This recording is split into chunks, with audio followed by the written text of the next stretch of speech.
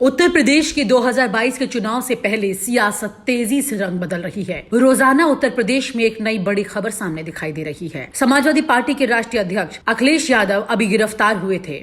गिरफ्तारी के बाद उन्होंने अपना एक नया प्लान जनता के सामने लाकर रख दिया है। अखिलेश यादव ने कहा है कि वो समाजवादी पार्टी की विजय रथ यात्रा 12 अक्टूबर से शुरू करने जा रहे हैं। सपा अध्यक्ष अखिलेश यादव 12 अक्टूबर से प्रदेश के सघन दौरे पर निकलने वाले हैं। विजय रथ यात्रा के जरिए अखिलेश यादव प्रदेश में परिवर्तन की अपील जनता से करने के लिए निकलेंगे। सपा अध्यक्ष अखिलेश यादव हर जिले और तहसील तक जाने का प्लान बना चुके हैं। विजय रथ यात्रा के बारे में चर्चा करते हुए अखिलेश यादव ने कुछ बातें सामने रखी।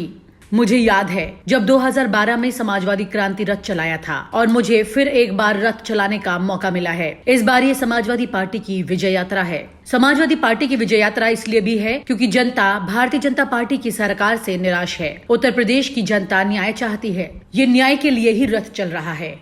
समाजवादी पार्टी विजय रथ इसलिए भी चला रही है क्योंकि यहाँ के किसानों को सम्मान नहीं मिल रहा है। इतना उत्पीड़न हुआ महिलाओं के साथ। ये समाजवादी पार्टी विजय रथ महिलाओं को सम्मान दिलाने का रथ है। ये रथ इसलिए भी चल रहा है ताकि युवा नौजवान को बड़े बड़े सपने दिखाए गए। इस सरकार में उनकी नौकरियां चली गई हैं।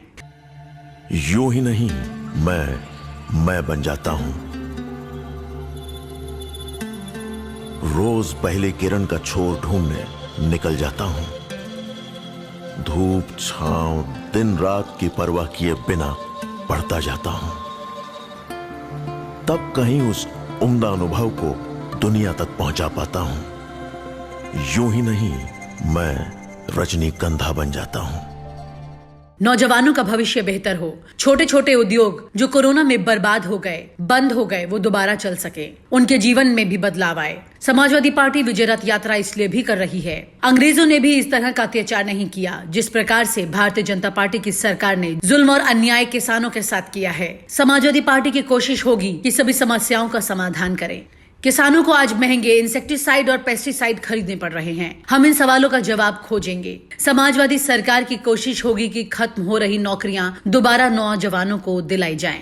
जिस तरीके से दिल्ली और लखनऊ की सरकारें चली हैं, हो सकता है समाजवादी पार्टी को 400 सीटें भी जनता जिता दे 2022 के चुनाव में। जनता सरकार से जानना चाहती है जो वादे संकल्प पत्र में किए हैं उनका क्या हुआ। बताइए, जैसे ही सरकार बनी है भाजपा ने अपना घोषणा पत्र कूड़ेदान में डाल दिया। किसानों की आय दोगुनी नहीं हुई, महंगाई बढ़ गई। जिन किसानों ने मांग की कि उनकी आय दोगुनी हो जाए, उन पर ऐसा काला कानून ला दिया गया जो भविष्य में अपने ही खेत में मजदूर बन जाएंगे। ये काले कृषि कानून किसानों का भविष्य खत्म कर देंगे, इसलिए इन्हें खत्म किया जाना चाहिए। लखीमपुर में जो घटना हुई है वो इतनी दुर्भाग्यपूर्ण है कि उसकी निंदा जितनी की जाए कम है। दुनिया में ऐसा कहीं नहीं हुआ होगा जहां अन्नदाता के ऊपर गाड़ी चला दी गई हो। राज्य मंत्री ने ऐलान किया कि किसान जानते नहीं है कि वो देश का गृह राज्य मंत्री है, क्या कर सकता है। उसके बाद उनके बेटे ने और उनके साथी और भाजपा के कार्यकर्ताओं ने किसानों पर गाड़ी चला दी। पत्रकार भी मारे गए और गाड़ी पलटने से भाजपा के कार्यकर्ता भी मारे गए। जिस तरीके से घटना हुई और वीडियो आ रहे हैं सामने, उससे साफ है कि किस प्रकार गृह राज्य मंत्री और उनके बेटे ने सीधी गाड़ी किसानों पर चढ़ा दी। उसी का परिणाम है कि किसानों की मृत्यु हुई। इस मामले में गृह राज्य मंत्री और उनके बेटे को जेल भेजा जाए। जब तक गृह राज्य मंत्री की गिरफ्तारी नहीं होती तब तक मामले में न्याय नहीं हो सकेगा। गृह राज्य मंत्री की गिरफ्तारी होनी चाहिए और आज प्रधानमंत्री उत्तर प्रदेश में आए हैं तो मंत्री का इस्तीफा भी होना चाहिए। मुआवजा, मदद और नौकरी,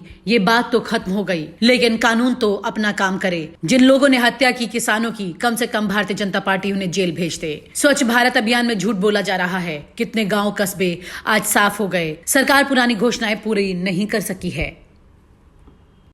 और आप हमसे जुड़े रहने के लिए सब्सक्राइब करें YouTube पर, फॉलो करें Twitter पर और लाइक करें Facebook पर। और ज्यादा जानकारी के लिए आपको टाइप करना होगा सिर्फ न्यूज़ नशा।